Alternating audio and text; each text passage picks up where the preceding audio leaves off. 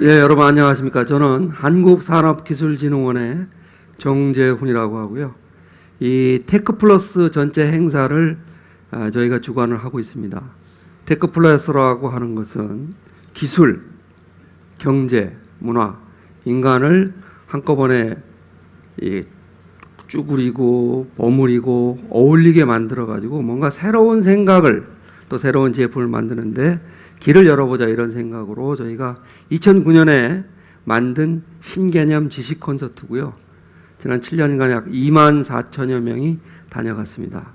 금년부터는 저희가 여태까지 계속 수도권에만 해왔기 때문에 지방의 주요 도시를 돌면서 지방에 계신 소비자들, 고객들 한번 만나봤으면 좋겠다고 해서 만들었고요.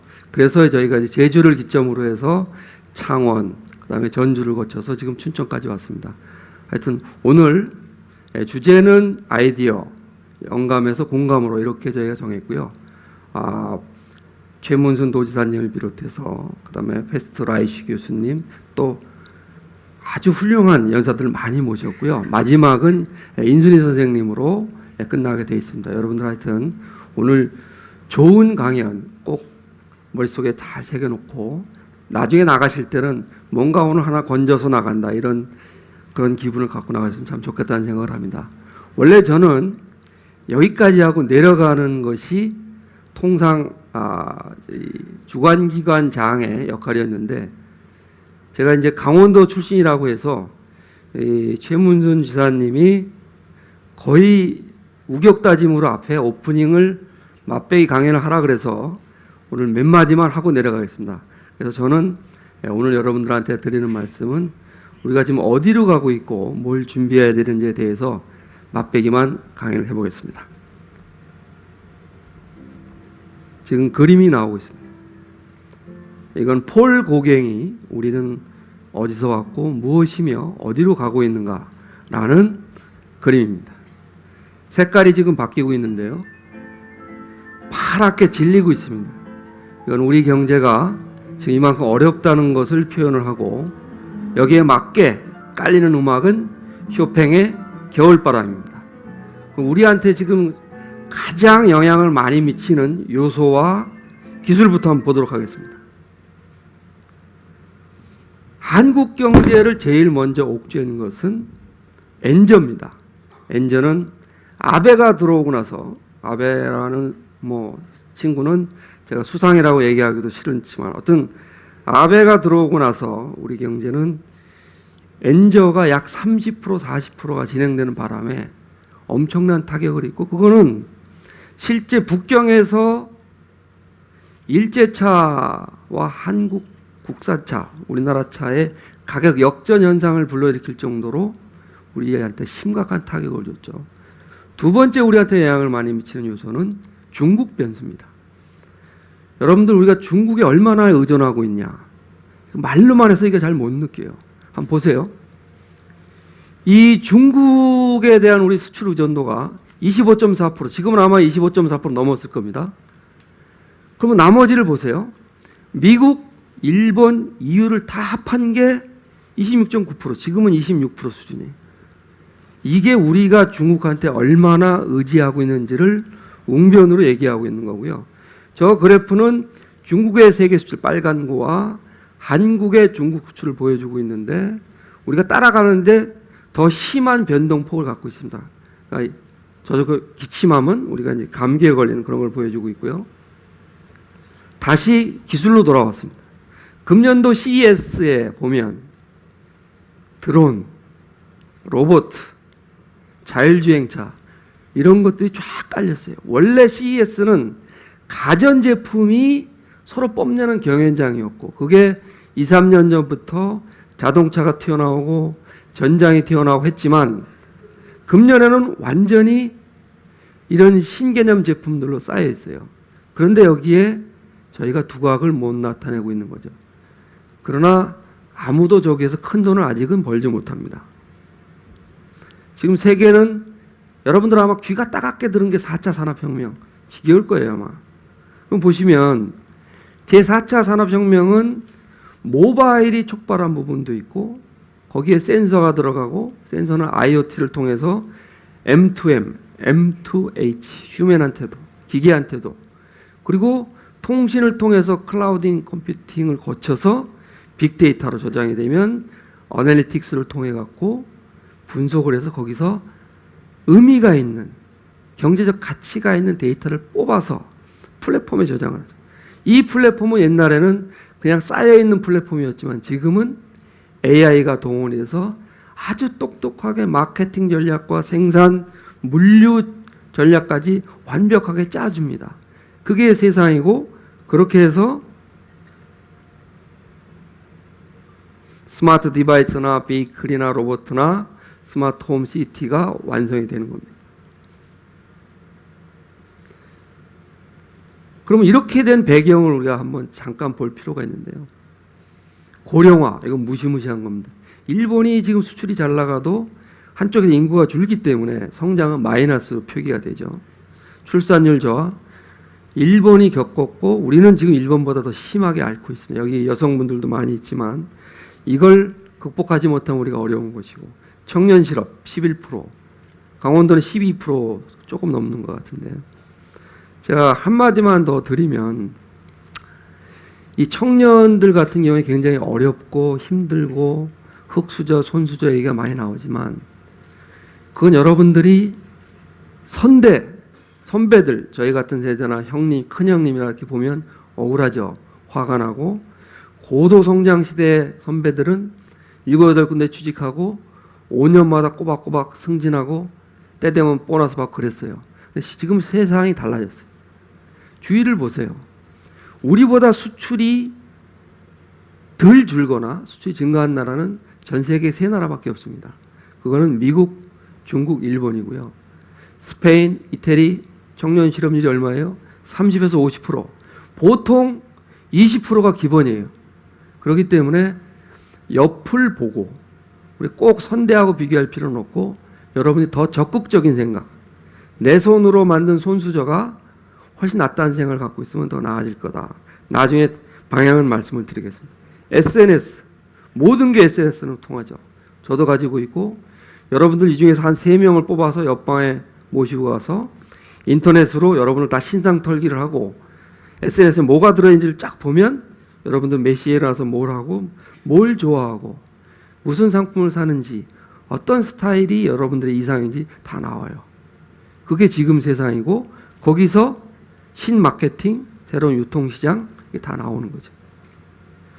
지금 브렉시트, 트럼프 이런 사람들 때문에 세계 경제의 불확실성이 굉장히 심해졌지만, 저는 트럼프에 대해서 너무 심하게 고민할 필요도 없다고 생각을 해요. 왜냐? 한미 FTA 재협상을 하자. 협상할 수 있어요.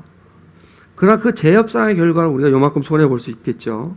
그러나 우리가 훨씬 아픈 건 TPP예요. TPP에 우리는 배제되어 있습니다. 그런데 이 트럼프가 TPP를 별로 인정할 것 같지 않습니다. 그럼 한미 FTA하고 TPP를 합하면 우리한테 유리할 것 같아요? 불리할 것 같아요? 별로 그렇게 큰 피해가 없을 수도 있습니다. 트럼프는 무서워할 게 아니라 트럼프는 기본적으로 딜을 하는 사람입니다. 장사꾼이고 비즈니스맨이에요. 손해를 보거나 판을 깨지 않습니다. 이 사람의 장점이 뭐예요? 이 사람은 부동산을 개발했거나 카지노를 개발한 사람이에요.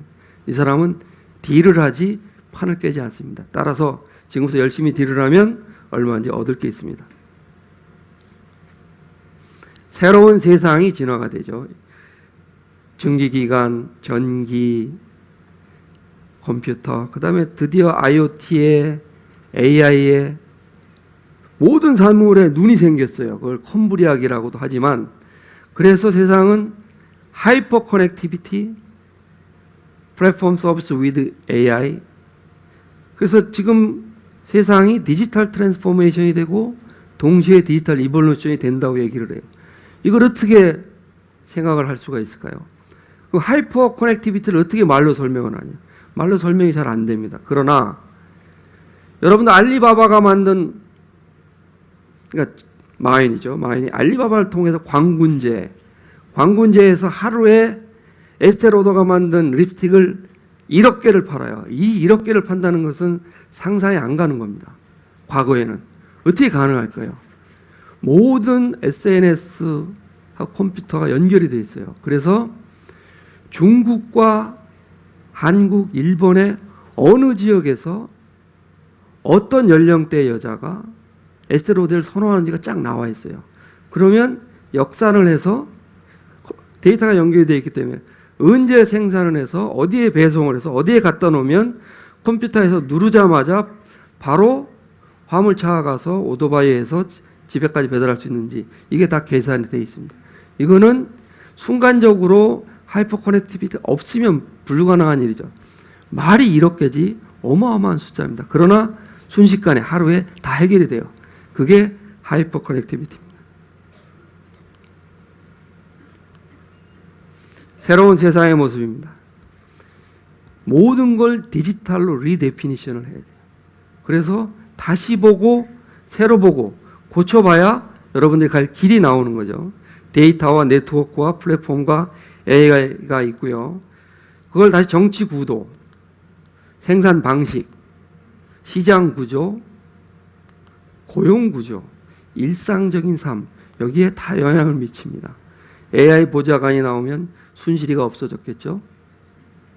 생산 방식도 스마트 팩토리를 넘어서 무인 공장이 나옵니다. 전통 산업은 ICT하고 융합이 되고 하드웨어는 소프트웨어하고 다 결합이 됐을 때만 비즈니스 모델이 성립을 하고, 고용 구조도 이제 기계만 튀어나오는 것이 아니고요. 닥터 왓슨, IBM이 만들었는데 굉장한 효과가 있어요. 물론 마케팅에서는 구글한테 10대 0으로 졌지만 어쨌든 그런 로봇들이 의사와 기자와 판사와 변호사와 회계사를 다 대체합니다. 그렇게 해서 일상적인 삶에 시간이 남아요. 이 남는 시간을 어떻게 쓰느냐. 여기에 새로운 도전과 일자리가 있겠죠.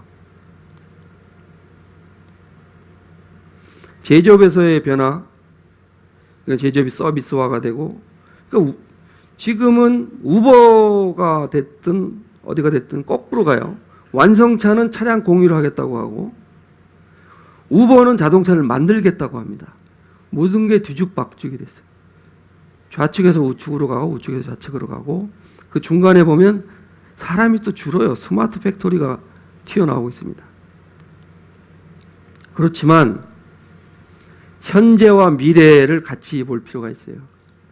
우리가 지금 매일 떠들면서 듣는 것은 시가총액이 얼마다. 애플, 구글, 페이스북, 알리바바, 텐센트 막 어지러워요. 어지러운데 여기에 좌측에 나와 있는 게 시가총액입니다.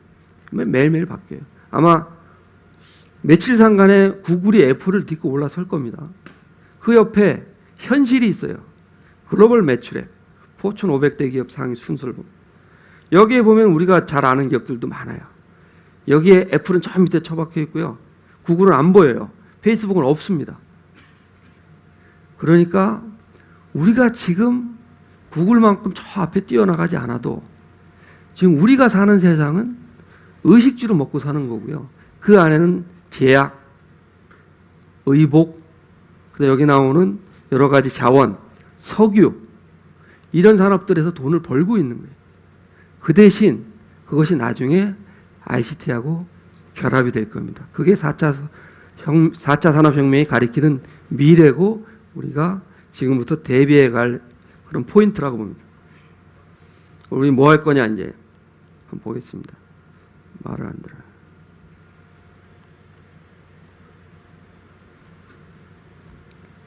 세 가지 C를 저는 얘기를 합니다. 첫 번째가 크리에이티비티를 얘기를 하죠. 자, 완전히 생각을 바꾸는 건데 사실은 스티브 잡스가 뭐 특별히 생각한 건 없고요. 합쳤죠. 인문학적 상상력으로서 고객이 필요한 것을 한꺼번에 집어넣고 뭔가 사전 가이드라인이나 지침 없이 그 속에서 놀 수 있게 만들어줬어요.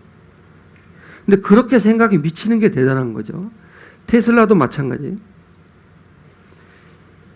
이 일론 머스크가 기존의 배터리를 뒤에 크게 하는 걸 없애버리고 밑에 바닥에 깔았어요. 그것도 아주 작은 기존의 원통형 배터리를 쫙 눕혔습니다. 그러니까 공간도 생기고 출력도 나오고 모든 걸 바꾸는 거예요. 구글에서 나온 우리가 피를 꼭 봐야 당뇨병 측정이 가능하냐 지표가. 이 눈에다가 잠깐만 끼면은 콘택트 렌즈를 통해 된다. 그 다음에 풍선을 날려서 중계기로 쓰자. 자율주행 자동차, 희대의 마케팅 이벤트, 알파고 이런 것들이 있습니다. 이게 다 크리에이티비티고요. 그 다음에 보시면 컨버전스입니다. 컨버전스는 똑같이 스티브 잡스 얘기도 될 수 있는 거죠. 꾸겨 넣어서 얽어서 하나로 만드는 거죠. 이거는 꼭 제조업에만 들어가는 것은 아니고요. 로스차일드 가문에서는 포도주를 더 잘 팔기 위해서 앞에다가 예술품을 집어넣었어요. 거기 피카소 그림도 집어넣고, 한국에서는 최근에 잘 나가는 블루칩, 이우환이라든지 이런 분들의 그림도 갖다 집어넣습니다. 그래서 상생을 이렇게 더 많이 팔 수 있는 거예요. 신디사이저 하나로 클럽 음악을 한 방에 만들 수가 있어요. 지금은 저게 더 발전해서 스마트폰만 해졌어요. 이런 것도 다 융합이에요. 근데 그 융합의 기본은 커뮤니티에 있어요. 커뮤니티를 벗어난 기술, 커뮤니티를 벗어난 기업은 성공한 적이 한 번도 없습니다. 그래서 우리가 이거를 3C라 그래서 크리에이티비티, 컨버전스, 커뮤니티 이렇게 얘기를 했고요. 자, 강원도를 한번 보겠습니다. 강원도는 뭘 내세울 수 있나? 우리가 연상을 해보면 청정, 관광, 의료기기, 평창올림픽, 산과 바다. 다른 동네에 있는 산과 바다하고 좀 다르죠. 근데 강원도가 이야기하고 있는 의료기기, 바이오산업, 이런 전략산업들이 있어요. 그리고 강원도가 투입할 수 있는 것들을 보니까 평창올림픽, 조직위원회, 도청, 테크노파크, 진흥원, 테크노밸리, 바이오진흥원, 정보문화 이런 게 있어요. 여기 막 연결이 됐는데 이게 잘 되고 있는지는 여러분이 답을 알고 있을 겁니다.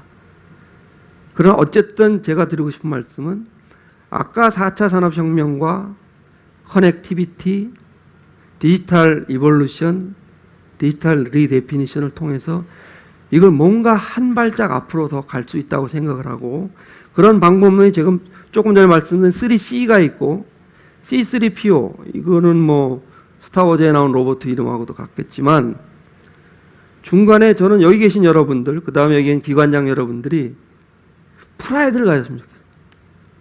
강원도는 비탈이야. 천복단지를 뺏겼어. 인구가 작아. 산이 많아. 이런 건 뒤집어서 얘기하면 아까 얘기하는 청정, 그 다음에 많은 개인별 스페이스가 있고, 떨어져 있지만 지금 이게 뭐예요? 4차 산업혁명은 시간과 공간의 개념이 없다는 특징이 있잖아요. 소프트웨어와 상상력을 동원하면 얼마든지 강원도에 앉아서 여러분들이 프라이드를 갖고 지역을 사랑하는 마음에 3C를 엎으면 가능합니다. 그리고 그 다음에 오블리게이션이 있어요. 험블리스. 특히 여기 계신 기관장님들은 자세를 더 낮추셔야 돼요. 아까 제가 말씀을 드렸지만 내가 지금 하는 것이 과거의 나보다 더 나아졌겠죠, 분명히. 그러나 지금 그거 갖고 부족합니다. 다른 지방의 도청 공무원, 빌바오 시청 공무원, 그 다음에 경상북도의 진흥원 원장, 제주도에 있는 테크노밸리 원장이 뭘 생각하는지 상대 비교를 해야 되고, 그 사람들하고 같은 시간대에 경쟁을 하는 겁니다. 누가 더 기업한테 더 많은 서비스를, 질 좋은 서비스를 제공하면서 머리를 숙이고 로키로 가서 험불하게 그 사람들한테 감동을 줘서 더 열심히 일하고 내 프라이드가 공감을 일으켜서 전체적인 시너지가 되고 화이팅을 할 수 있게 만들어줄 수 있는지를 여러분들이 몸으로 보여주고 생각으로 얼굴에 드러나서 배어나와야 됩니다. 그게 강원도의 미래고, 4차 산업혁명이 강원도에서 어떻게 꽃을 피울지 최문순 지사님이 부르짖는 게 실현이 될지 안 될지를 볼 수 있는 가늠자라고 생각을 하고요. 저는 여기까지 마치고, 그래서 다음 연사 최문순 지사님을 소개해 올리겠습니다. 감사합니다.